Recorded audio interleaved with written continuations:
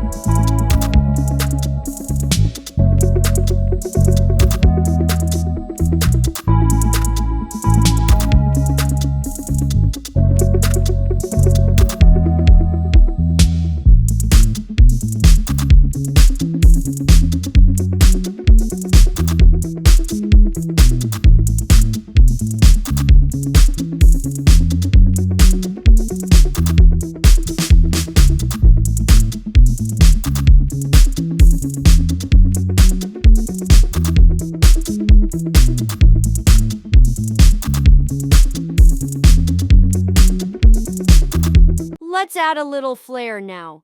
Gojo's cursed energy is legendary, so I've added some special touches with glowing blocks to represent his aura.